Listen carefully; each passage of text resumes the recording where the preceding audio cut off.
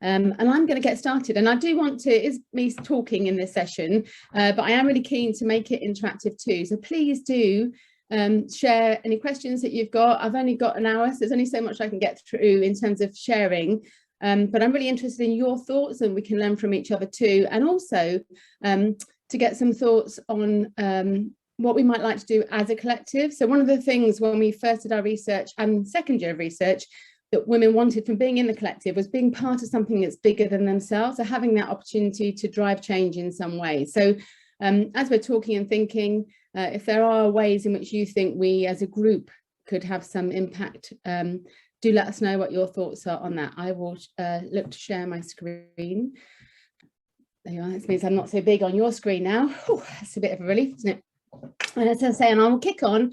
And then I say, if you've got questions going through, do drop them down and let me know. And I kind of love to hear from you. And then I'll just probably do half an hour or so now, and then we'll take you off of mute so people can ask questions and get your thoughts on things too. Would be fantastic. So as I said, I'm going to start by just talking generally about activism and what we mean by activism and what we think of it by activism. And I'm going to use an example of what happened with the US women's national soccer team in terms of their equal pay. And then I'm going to talk about, give you sort of 10 tips, 10 ideas of things that I know I've experienced and been involved with that have worked for me. So there will be many more there, but the 10 I'm going to share hopefully will resonate with you too. So just to get started, when we think about what we mean by activism and what is an activist, it's funny, it's not something I ever thought of as myself. I went to present at my daughter's university about 6 months ago to some of she's a rugby player, but it's a rugby, netball, lacrosse and other football teams down there. And she interviewed me. She introduced me as an activist. She said, oh, my mum's a podcast host and author, and she's an activist. And I thought, oh, never really thought of myself as an activist. But when she said it, I thought, I guess that is a lot of what I've been doing for the last few years. And so I now do use it in my profile. I've adopted that term of activism. So I think it is around activity, campaigns, etc., that inspire change. So it's social change and political change, but it's about improving the future for many. So it's not taking activity that will just help you personally, your organisation, you as an individual. It's improving the future for many. And I think that's where we can distinguish activism from other activities and campaigns that might be done for a commercial reason or for profile and so on.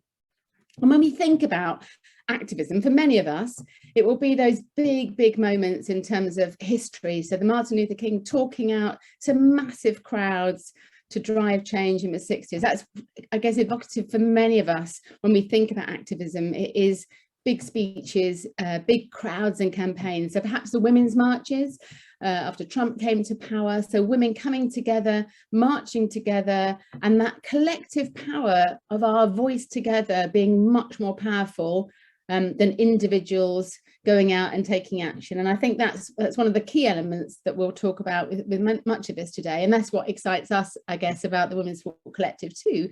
When you get those voices together, you can be so much more powerful than someone might be on their own. So that ability to amplify what's out there and message, and to coalesce around one message and making it people unable to ignore you because there's so many of you. And it could be so many of you physically in a place in terms of a march or a protest, or social media obviously has made that so much more virtual for us too. It could be something like the Extinction Rebellion and their quiet, non-violent protests, but disrupting, so bringing things to a standstill, as they did in London in terms of blocking bridges, blocking motorways. So not perhaps as loud as we might see with other protests, sitting quietly, but with your hand glued to the tarmac. So stopping other things from happening, preventing things from happening. These was Greenpeace protesters, BP's head office. So they're again attached to a building. So we're not necessarily saying it's this extreme, but this is often what we think about when we think about activism, that loud, noisy protests.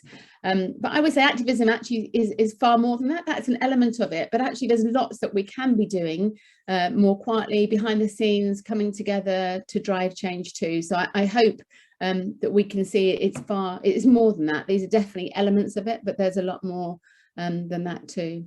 So as I said, I'm going to take the example of the US women's soccer team and what they did, because I think it's been such a huge success but there are elements that we can learn from that too. And clearly they have had success in many ways because things have changed for equality of pay. And there's other, I was a fantastic event yesterday actually with Michelle Kang, who's the new owner of the Washington Spirit Football Club, but she was talking about some laws that are going through in the States now around equality for all women's sport. So it's gone beyond football, and it's been agreed by both parties in the States. It's going through now that will mean that anybody that plays for their country in any sport, male and female, will have equal pay. So the repercussions have gone well beyond women's football. But I've just picked, and I'd love to hear from you too, the things you think worked well for them. But I picked 5 things that I feel worked very well in terms of the effectiveness of what they did. And one of the key things they did right from the start is they had one very clear ask. And obviously there was a lot, they were fighting for, equal pay, but actually it was much bigger than that in terms of, and we've seen this in the UK with many of the kind of women fighting for professional contracts, but also it's around the strength and conditioning, how you fly, whether you fly club class or you can fly with other people, with your supporting family around you, whether you've got medical care and support, whether you've got pensions, whether you've got maternity pay. So there are many elements within that equality of funding. It isn't just about pay, but what they did was very clearly come down on that equal pay. So equal play, equal pay was their messaging around that. And I think for me, that just honing it down to one message. I think sometimes there are so many things we could go after, there's so many things we could change, even within one sport or one issue that we have, there could be so many things, but bringing it down to one simple message in a world that's full of so much noise and messages out there, and I guess this is the beauty of the hashtag, love them or hate them, it does coalesce around one vocal point, one message, and that's what they did so well. So by having equal pay, equal play, and that was actually the core message, people were then able to utilize it. So fans and others could amplify it and get behind that message because it was so clearly done. So we saw that, throughout the States, throughout the World Cup, etc. In 2019, people coming behind that message, people chanting that message. So when they came back and they were in New York, actually when the president, the US soccer president came onto the pitch and FIFA, when they were presenting with the cup in terms of winning the World Cup, actually the fans were chanting equal pay, equal pay. So that everyone coming around and coalescing around one message, just so powerful. So that would be my first thing, whatever it is you're looking to change, almost simplify it. And I think sometimes the danger is that there's so much we want to do, you don't want to oversimplify it, but I think having one message can be very, very powerful. And even these fantastic young women, they were actually fined for wearing these shirts, a young soccer team. Oh, anyway, that's probably a whole other discussion, but again, unifying, everyone coming behind and unifying around one message, so powerful. The second thing they did, which is open to us all, is they used their platforms. And clearly, Megan Rapinoe has this amazing profile and so has a very different platform to the rest of us. I don't know who else is on the call, but I would assume to most of us on the call, she has a very different level of profile in terms of her platform. But whatever your platform is, recognizing that you can use it to amplify that message that's out there. So what they did is, whenever they stood up to talk, to address, this was the homecoming after they won the World Cup, they talked about equal pay, they talked about the issues that they're facing. So they used that platform in that way. At press conferences, they used that opportunity to see that message too. And we saw this also with the WNBA players around Black Lives Matter and Say Her Name campaign. So they refused to talk at press conferences unless they were able to talk about that campaign in the summer of 2019, I've lost a year there, 2019. So that utilizing that opportunity that I'm going to be here, I've got the press in front of me and I'm going to put this message across. So using it in that way. When Megan Rapinoe was at awards, so huge public awards again, and this wasn't just talking about equal pay, talking about inequality and that opportunity to help everyone rise together, but using those moments rather than just thanking your family and those around you, using those moments, using your platform to drive change.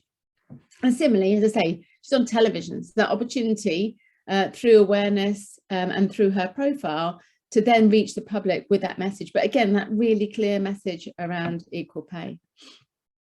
They also created engaging content, and I guess there's that the hashtag that we've said. So having a hashtag, having a clear message that definitely gets people able to coalesce behind, but having engaging content that you can then send out to others to get them to amplify your message. And there are many brands and organizations that do this really well. So don't think about just who's in your control, whether it's your players or your staff, etc. But thinking more broadly about how can I create engaging content, be it visuals, etc., that I can share with others and they can help me to amplify that message. So that at one extreme end, they created this amazing documentary. I'm sure many of you have seen this. I won't swear on Zoom, but LF, let's fucking go. Oh, I did. Was their documentary. So creating a documentary to tell the story around equal pay. They created very different videos and content pieces. These were some of the newspapers that created illustrations and visuals. So bringing it to life. This wasn't just the papers doing it. This was them seeding in some of that stuff. You may recognize the woman here as the ugliest Christmas jumper ever I'm in. This is from 2019, but it was all I want for Christmas is equal pay jumper. It really is the ugliest jumper ever, isn't it? I can't see people on the screen, but I'm sure people are nodding and agreeing. So yeah, reached out to the UK, that I then actually went and bought this rather hideous looking but very impactful jumper for equal pay. But again, they had lots of merchandise, so giving people the ability to share that message. I want to make some merchandise, the Fearless Women. Now I'm here, I can say it. Kate will laugh. We've been talking about this for a long time. More merchandise. No, we don't need more stuff in the world, do we, if we're trying to save the planet? But yeah, merchandise can be powerful. The other thing they did is they worked with really influential allies. And I think this is important, is thinking about who's in your ask. I think we often think of those kind of celebrity and high profile, but who else can you work with who can help drive change? It isn't just as the ground up, the making of the noise of the collective, as it were, the community, but who else do you know who's in your ask that could help to amplify your message and will do much larger numbers? And at one extreme end, obviously you've got politicians. So this is when the bill was kind of finally signed in. So this is obviously with Joe Biden, the White House, etc. But he was on board before. So even when he wasn't president, he was saying, you know, if I get to power, I'll make sure there's equal pay for the women's team. So that whole briefing and working with politicians and media can be so, you know, love them or hate them. And there's lots going on at the moment that might lead you not to love them. But they do hold power, and there is that opportunity to where you choose to have influence and to change behaviour. Also talking to the media, and again that whole we said earlier, using documentaries, but also just talking to the media interviews, sharing opinions, and then getting other celebrities behind and other high profile people in terms of sharing on Twitter, on social media. It's that power of social media, but often it's about either asking people directly or giving them the assets or encouraging them to share. So having kind of huge politicians and so on sharing really high profile tweets that then really gathers that volume of noise to drive change. And finally, they follow the money, and often, I mean, sadly, so much within sport, within life generally, is driven by money and financials and greed, unfortunately. But there's a lot to be said for the working with sponsors and others to drive change, that sometimes that's the only way you're going to get change to happen, is by showing either the impact it will have on sponsors that might not bring, or rights holders, or you know, broadcasters might not support your sport if you're in our case, there's no gender parity, but similarly, people might not buy your product. So I guess there is that angle too.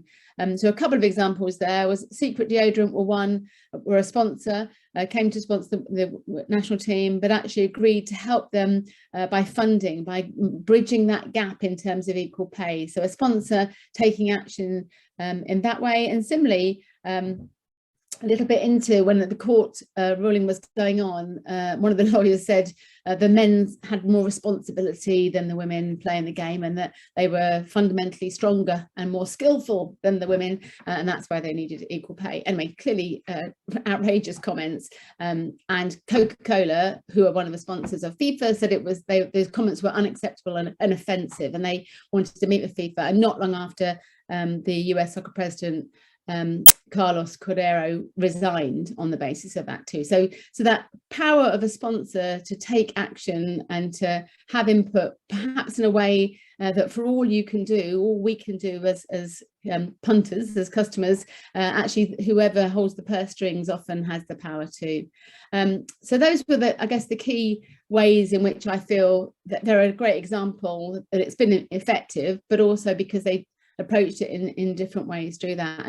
And so on the back of that, I've taken what I would give my kind of 10 tips to being an activist within women's sport, and really keen to hear your, I can't read the chat and talk to, but I'll have a look at the chat after. But if you've got thoughts or there are other things that you'd like to add to or questions around this, do let me know. So these are, say, my thoughts on, and the first one is absolutely to educate yourself. And I think when I first came into this space, and I'd worked in women's sport for a long time, but wanting to drive more change, I was worried. I was a bit worried. I don't know enough. I don't know enough of the facts. I don't know enough of the history, which is kind of what drove me into finding more, and kind of eventually into writing the book, really, I suppose, was wanting to know more about this stuff. So I think listening to podcasts, listening to, reading books, or listening to audiobooks, or talking to people with opposing views as well. So not just talking to the people that have the same, in that sort of sound bubble of people that have the same opinion of you,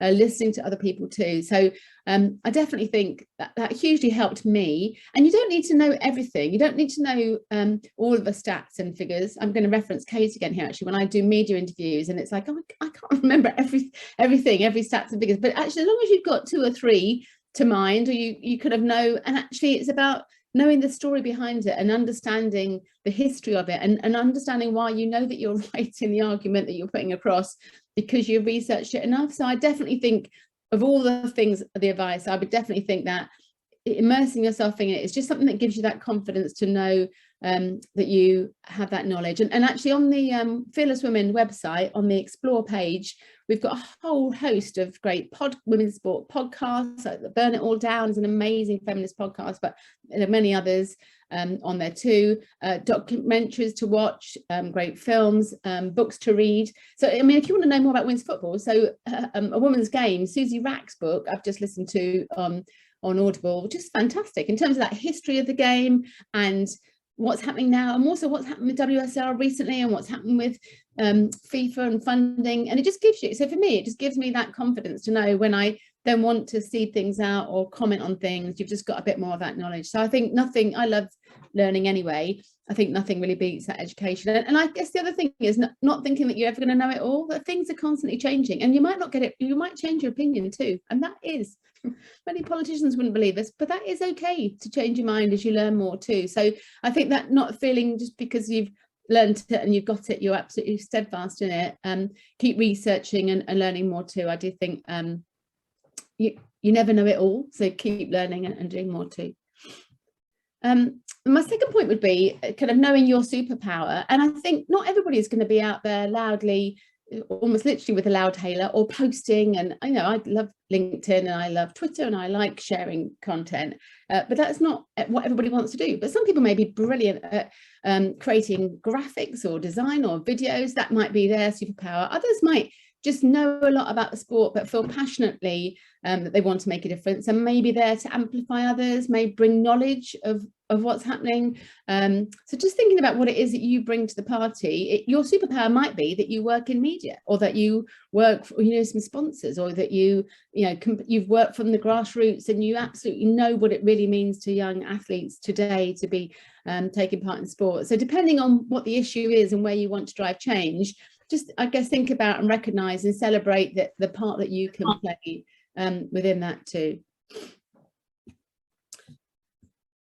My next part was finding your community. I'd like to think you might have found part of your community in the collective, but finding like-minded people that come together, because it should be fun to be, working in activism and driving change. It shouldn't be an arduous thing, and things are both more effective but also more fun when you are with other people. You'll be more influential than trying to be an activist on your own. So creating that group of people, which also means, I say, you'll get more knowledge, you'll learn from other people. There's that strength in numbers and learning, we said again too, but also just amplifying what you're doing, and you're then amplifying what they're doing too. So I think that's really important. And again, it's almost, you may be involved with many different communities depending on the campaigns that you're involved with, but definitely, and you may be the person that brings them together. It might be that you join a community, or it might be that you're the type of person that wants to coalesce and convene and bring people together too.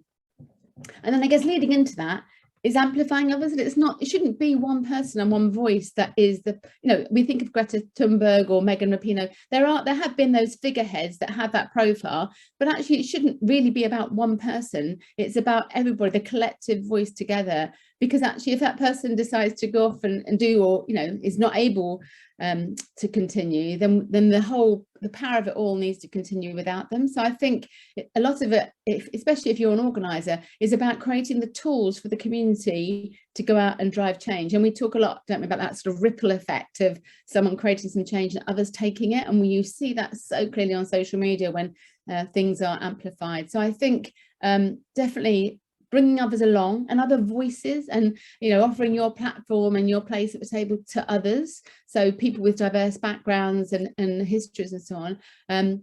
But also, it's really easy to amplify in the world of social media. That doesn't necessarily mean you've got to turn up physically for a meeting, but sometimes just liking, retweeting, commenting, especially when people have got some negativity, if they're posting about something that they feel is really important, and then they've got others, especially in the world of women's sport. We've seen that fantastic campaign out this week from EE around all the kind of hate that women have to deal with sometimes online, but actually jumping in and showing your voice and supporting. It's a small thing, but make a massive difference to someone to know that others are there backing and supporting. So I think sometimes it doesn't need to be a massive ask. It can be as small as you're liking, sharing, supporting, but being vocal in it rather than just reading it in your timeline and nodding and agreeing. Actually liking, supporting, sharing can make a big difference to amplify, and quite literally with algorithms, then your network will see something too. So on both those sides, I think amplification is so important. I've put here in terms of being creative. I do love, I've obviously worked in PR for 30 years, so I love a creative campaign wherever possible. But I think that there is, and that's not for everybody. So I don't think necessarily everybody that wants to be an activist and drive change needs to be the kind of most creative of people. But I think there's something around looking at new opportunities, new angles, definitely being topical. And I put this picture of Wimbledon here because obviously we've been talking a lot about women's clothing in sport more broadly in the last few months or so, last month even, with various posts and conversations going on. And Wimbledon whites and girls playing tennis in whites has been very topical. And so because of that, a wider conversation around women's clothing across all sport has evolved.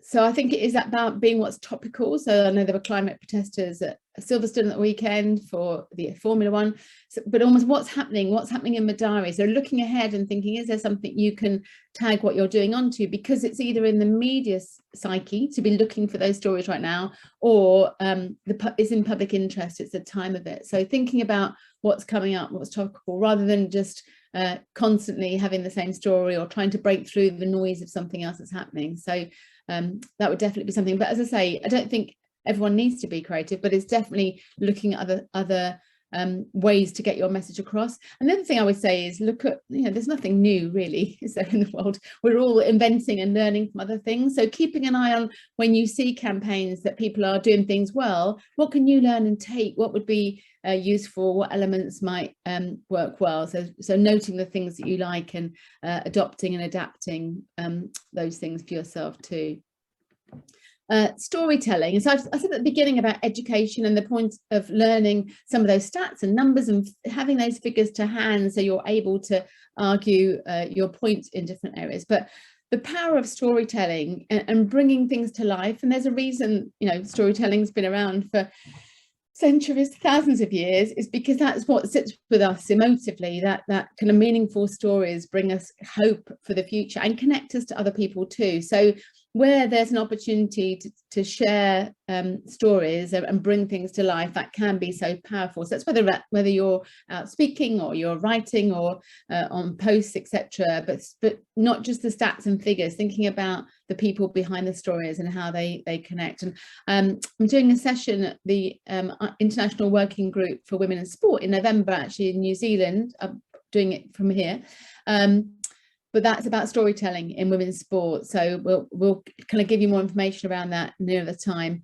But I think it's so important. I think sometimes we forget the power of those storytelling, the case studies, the bringing things to life. But that can be so emotive for people too. Yeah, one of the things I mentioned is that whole considering the opposing views. And this is my age, I've tried to do this a bit more in the last few years or so. I think the world's got very black and white. We're very vitriolic, we're right or we're wrong, and we're not really listening to people in between. I do try, even when I massively disagree with views, to think about why do they think that? Why are they coming so strongly? Even if you think of all the hideousness of the last few weeks of Roe versus Wade, I try to put myself in the mindset of other people and think, you know, clearly they feel as passionately about whatever they feel about as I do in another view. But why is that? And the same, you know, in some cases it may just be sexism and misogyny, and I'm not talking about Roe versus Wade, but in terms of attitude to women's sport.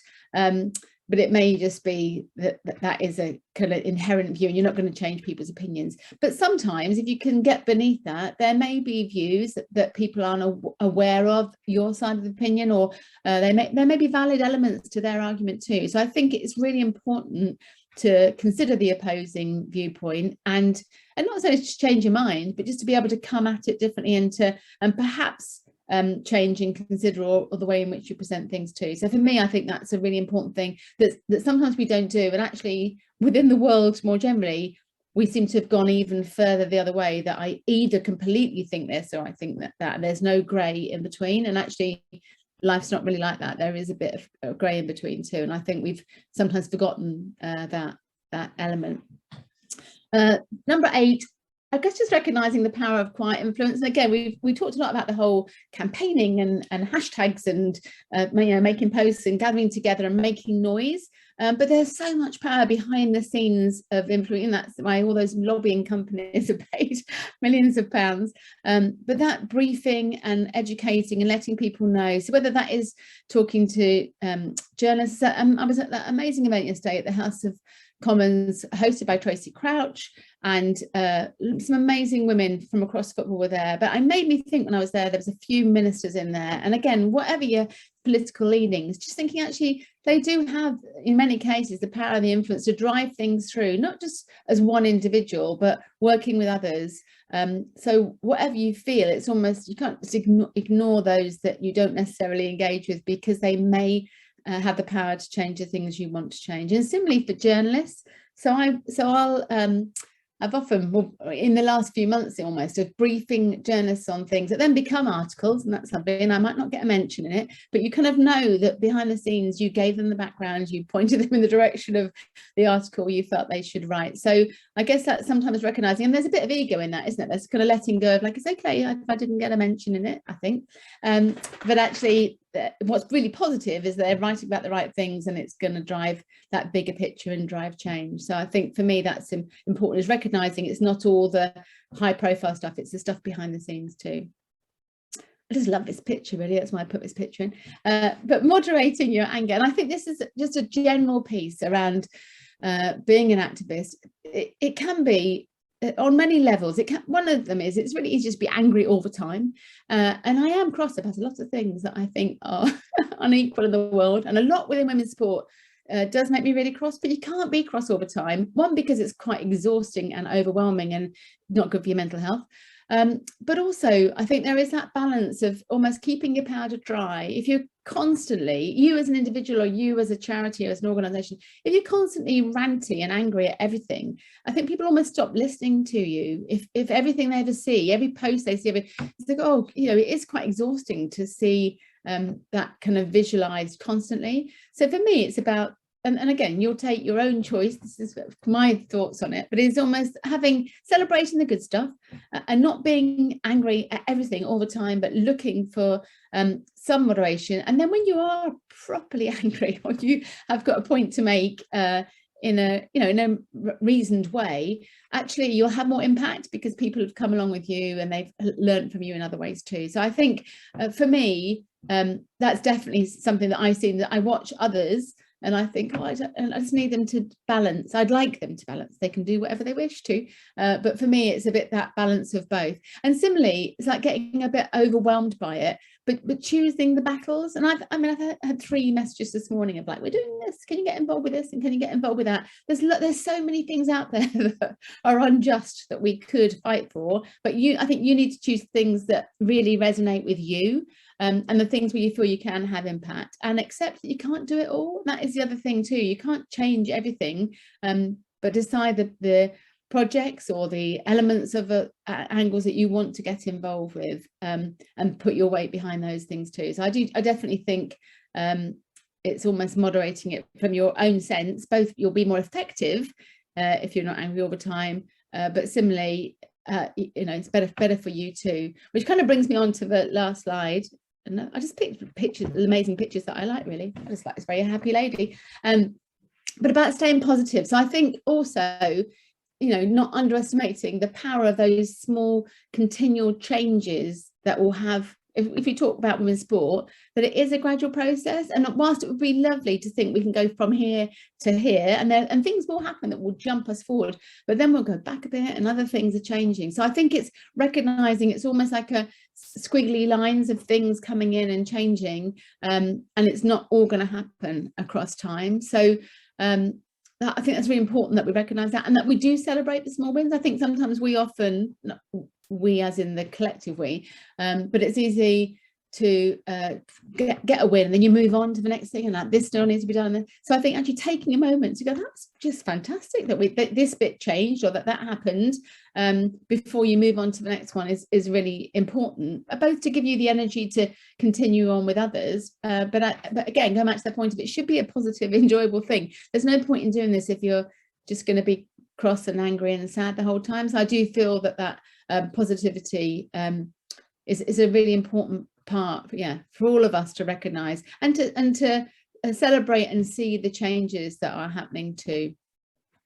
So I think that's about me done there, really. I've not whizzed through those. I've got lots more I could talk and share, but I would really like to open it up and get people's thoughts on too, and kind of happy to talk more as well. Let me stop my sharing. Kate, can you take me off of spotlight, please? Lose me back into the crowd. Here we go. Okay. That was brilliant, Sue, thank you. And I've heard you do that on a number of occasions, but actually I've learned something more today. So I really loved your examples and things, really good. There's loads of lovely, really good questions coming in. So I'm just going to open it up. So Olivia, if you'd like to come off mute and ask your question, please crack on. Yeah, hi, thanks, Sue. That was great. So yeah, I'm actually studying to do my dissertation on athlete activism, so this is really perfect timing. And my question was in terms of the International Olympic Committee's Rule 50, sorry if it's noisy in the background. Yeah, I wanted to see what your opinion was on Rule 50. Obviously it governs athlete expression on the field of play and on the Olympic ceremonies. So I just wanted to know what your thoughts are on that, especially with activist movements, being so common, so frequent at the Olympic Games. Yeah, I think it's always going to be a challenge for them. And I think I was almost surprised to see less at Tokyo than I thought I would do. And I guess there's the Olympic question, but there's a question across all sport, whether it's, Wimbledon this week or wherever we are with the Euros too. So I think it's a challenge for organisations that are running whatever those events are. It's going to be so. And I think we do talk a lot about athletes, especially female athletes, becoming more, open in terms of their activism to drive change, which, I feel is a good thing. For me, I think it's a positive piece. I guess I feel it's positive as long as when it's on the side of the things that I believe in. So I guess that is the question, isn't it? Is that's fine, but not if it's then at the detriment to somebody else. And I guess that's the piece on the I'm thinking some of the trophy presentations of people not wanting to stand alongside people because they don't believe in the politics of their nation or them as athletes. I think it can become a complicated and complex place. But I'd like to believe we could live in a world where people can use that platform. That might be the one time they've got to have that huge platform to make a statement. I don't know, what are your thoughts, Livia? I noticed, I'm very pleased that you joined yesterday, so you're a newbie. Yes, I am a newbie. It was, as I said, perfect timing. It all stars aligned so when I saw it. But I think I'm in that weird kind of limbo about it all, in terms of, obviously I feel like everyone has the right, you know, to exercise their voice and be able to say what they believe in. But I think it's that trickiness of, what if not everyone agrees? And then we get into that really tricky debate of what's right and what's wrong. And as much as I would love there to be no rule 50 and, you know, let people say what they feel, not everyone's definition of activism is going to be what we perceive as right. And I think that's where this grey area starts to creep in, and we just how to manage it, for example. But like on the female angle, I think we've definitely kind of got the right momentum, but I just don't think that applies to every other political, social, economic cause. So yeah, there's a lot of grey area which hopefully we can uncover. I'll keep you busy with your studies. That's good. Yeah, definitely. Thank you so much. Thank you. Lovely, thank you, Olivia. Lauren's asked about podcasts, and Sue made a brief reference that on the Fearless Woman website, go to the explore pages. We've got books, documentaries, podcasts, research that will all help you to educate yourself in the world of women's sport. So thanks for the question, Lauren.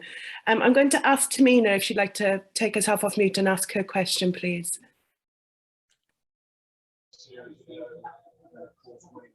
Sorry, thanks, Kate. I'm just going to have to scroll up to ask my question. One moment. So you talk about influential allies, and on the most part, there's always support from senior execs through words and, you know, through statements, but that often doesn't turn into much action. How do you go about changing that as someone who kind of works kind of lower down the food chain? Yeah, and I think it is around, for me, it's around that persistence, definitely coming together with other people. So I do think that the piece around your voice being more powerful when it's not just you, because I think it is so hard. And even as somebody that's been around for a long time, there are senior boards and councils where it is, you're almost going to have a completely different approach. There's people on here from the sport, well, the sport I'm specifically talking about, but you know, you're in it for the long haul. It's going to take a while. You need to find a different way to change that behaviour. And again, it's a bit of this coming back and thinking about the why is it the way that it is? What do we need to do to educate? Because I do sometimes think many of the attitudes are not necessarily born out of not wanting to include people, but sometimes it's just naivety. It's the not knowing and not educating too. So I think it is about I guess I would feel coming together with the people and yeah, amplifying your voice through others, if you can do, would be one piece of advice I would say there. Just a supplementary question, if that's okay, Kate. You talk about you know, having uniting and having a community, but across many industries, the fear of reprisal is very real. And I know we've got a community within the sport that I work within, but few kind of want to challenge publicly, and often it can be quite exhausting, and sometimes you're kind of seen to be the lone loud dissenting voice. So how do you go about addressing that? Well, that's where allies are so important. I personally think absolutely that actually having others and others that, and you know, it's I sit on the RFU's diversity and inclusion group, and actually there's been issues recently with, which you may have seen, with Luther Burrell talking about racism in changing rooms of professional rugby clubs. And actually what's been amazing is actually the conversation. So Hugo Monnier, who's chair, saying we need Sue and we need other women and white women coming in and being part of that conversation and helping to maneuver where we're going to go to in the future and being part of those discussions. So for me, and actually Hugo's point is he doesn't want to be, that he can't comment on women's rugby and the changes that need to happen on women's rugby just because he's a man, in the same way that I can't get involved and support because I'm a white woman and therefore I can't comment and get involved in. So I think that, and also sometimes the power of someone that's not from the same community to speak up and speak out can absolutely be all the more powerful. So that wouldn't say that's the only thing to do. And I guess the other piece I would say to me is that power of the collective, that not this collective, but your collective of people, but actually not having to put your hand up and head above the parapet and be the person that calls it out again, but having a community voice. That's where it can be more empowering for you, I think, than having to do it on your own. But yeah, I absolutely recognise those challenges. I mustn't forget that you're taping this, Kate. Right, so I won't say anything inappropriate, but I mustn't forget that you're taping. Yeah, moving my thought. I'm just going to jump back actually to Olivia's point about that kind of standing up for things in terms of the IOC. It's really interesting. The new series, The Game Changers, I talked to Megan McLaren, is an amazing professional golfer who didn't go out to Saudi to play in one of the LET events this year. And so I've been having more conversations around and about live golf and about Saudi money, and you know, is it it's not a positive thing at all, is it? But almost like, where do you make your, as an activist, where do you make your stand? Should you know, fantastic that Hamilton raced in Dubai with a rainbow on his helmet, but actually, is that enough, or should we be not going at all? And you know, the World Cup's coming up in Qatar, isn't it? So it's almost like that whole where do you draw the line, and where do you know what's right and wrong? And in terms of what's happening in China, you know, and yet we're all sat here, many of us on our iPhones, or so it's a really difficult place to be, because actually what's right in some person's eyes might be not right in another. So it's probably a bigger, deeper conversation, but sometimes it's really hard to know, to come back to that piece of what's right for one might not be right for another. And where do you, yeah, sport and politics, absolutely a tricky battle. Anyway, let's move on to another question. Thank you, Tamina. It's a really good question, one for thought, that's for sure. Megan, would you like to ask your question? Yeah, sure. And actually, just as a quick comment on what you were just talking about, Sue, when we look at like Ada Egerberg from Norway, soccer player, she refused to play for the Norwegian team for years because they weren't paid the same amount as the men's team, and that is such a powerful act. But that's also a privileged position to be able to do that, to know that you're a good enough player and that club-wise you're already playing such a good team that, you know, it'll have an impact, but you know, you have that privilege of being able to even act this way. Sorry, that was just a side note. So true, yeah. And then basically my question was, I'm sure many of the people that are here know Haley Rosen. She's the founder of Just Women's Sport. And she recently did a TED Talk in which she basically argued that in terms of marketing, we need to stop treating women's sport as a charity and really promote it for what it is, which is sports and performance.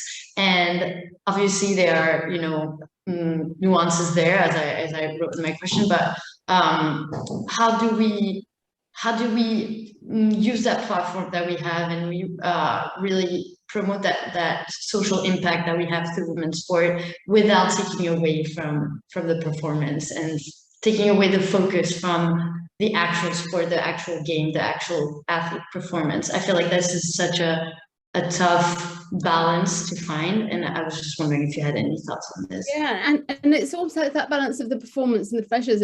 I mentioned that Michelle Kang was at this event last night, and to hear her talk about investing 35 million in Washington Spirit and why she did that and why she outbid Beerley, whatever, who was paid 25 million, who had bid 25 million, but because she sees this momentous growth that women's sport is on, in terms of invest now, the 10 million won't make any difference in the future because it's going to be so momentous. For me, it's like, I haven't been in this space for so long, and we keep saying these things and thinking, and sometimes I think, is this really where it's going? But to have her there saying absolutely, and she gave the examples of all these huge entrepreneurs that then buy a football club or a baseball club or something on their retirement, you know, it's almost like a rite of passage, but actually women now coming in and doing the same and investing because they see this huge potential that's coming. So I do recognise, I don't necessarily have the answer to, but there is that balance, isn't it, that we also see women's sports, and especially women's football, that was in my head from last night,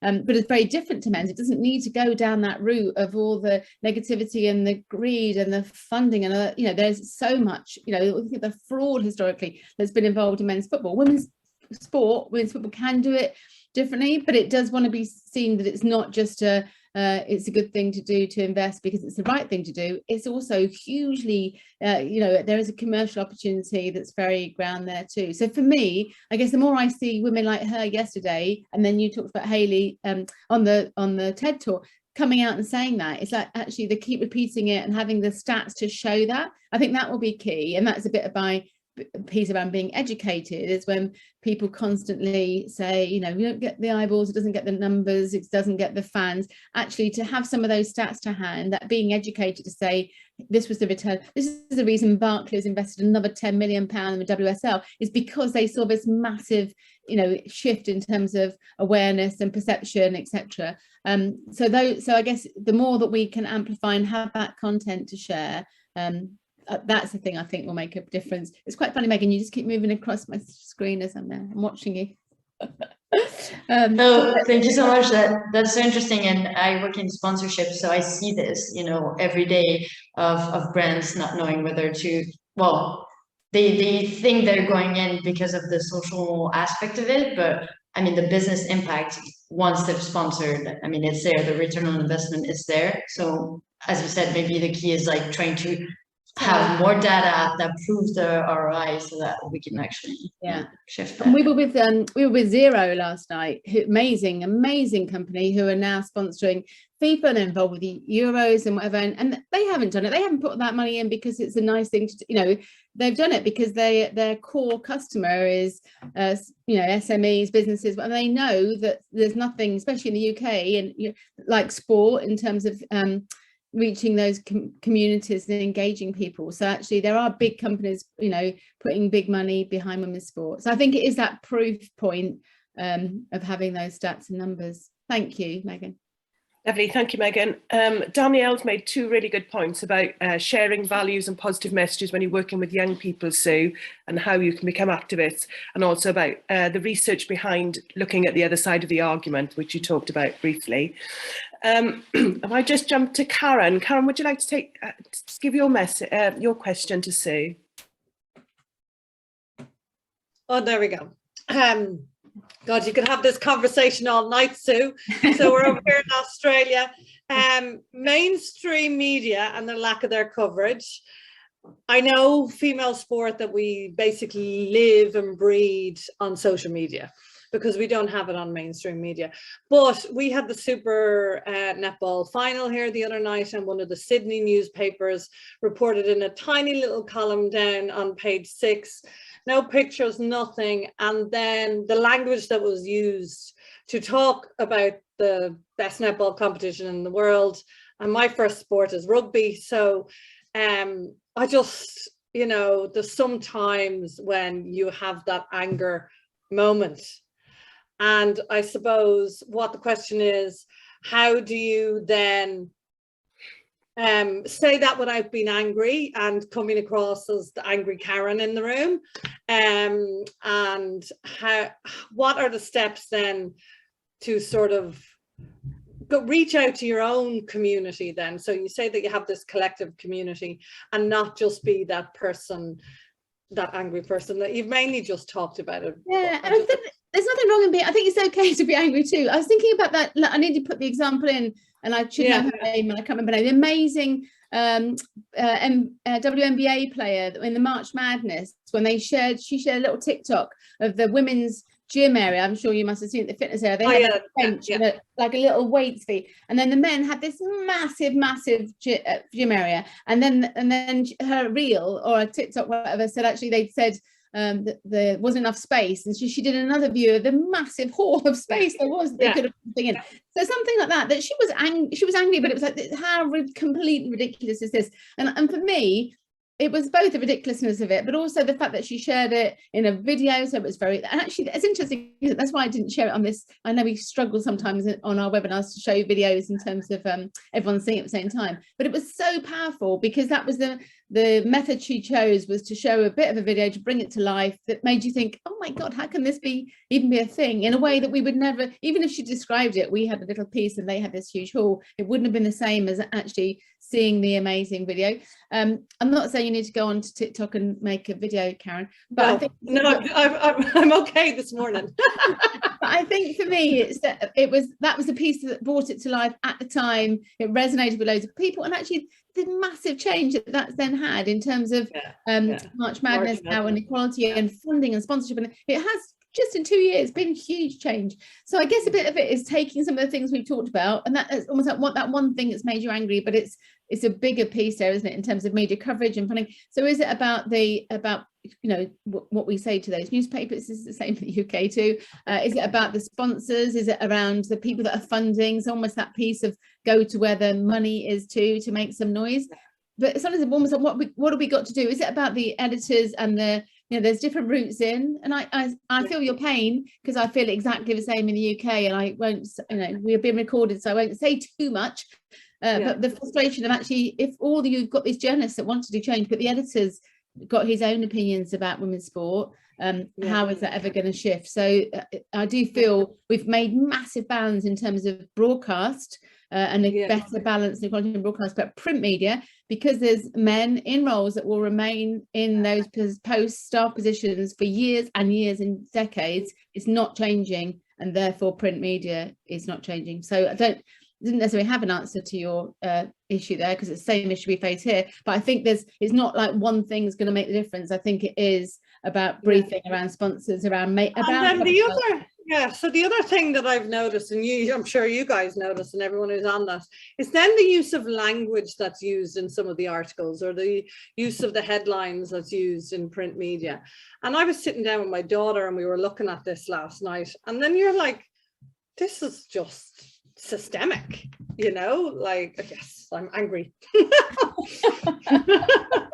But you were allowed to be angry. I think it's in how, I guess it's how we come together. It's almost like choosing the battles and coming together to drive the change. So I don't disagree, clearly. Thank you. Yeah, thanks, Karen. Catherine put a nice example of where they turned anger into action, actually, with young people on the chat. So that might help you feel a bit more positive, Karen. I guess we've just come into the last few minutes, Sue, and Sue asked the question at the beginning of what we, the collective, can do to make a change. How can we use the might of the collective? So if you've got any ideas about issues or causes. And I guess the other thing for me is, well, sometimes we get approached about things so Kate and I on behalf of the collective, and we don't always weigh in, because I feel like really privileged that we have created this group, but it's 4,500 moving towards 5,000. I don't speak on behalf of all of you, so one of the things that we need to find a place is almost like where we can poll or get opinions on or get some thoughts on, because we are powerful as a group, but not everyone agrees on everything, and not everyone would agree on the things that we you know, we don't want to offend somebody. And there's some stuff actually interestingly around Wimbledon this week, but it's almost like, well, actually that could really upset some of the people that are in the collective that are working in that sport, or might see a different approach to do things too. So without going into too much detail here, but it's an interesting thing.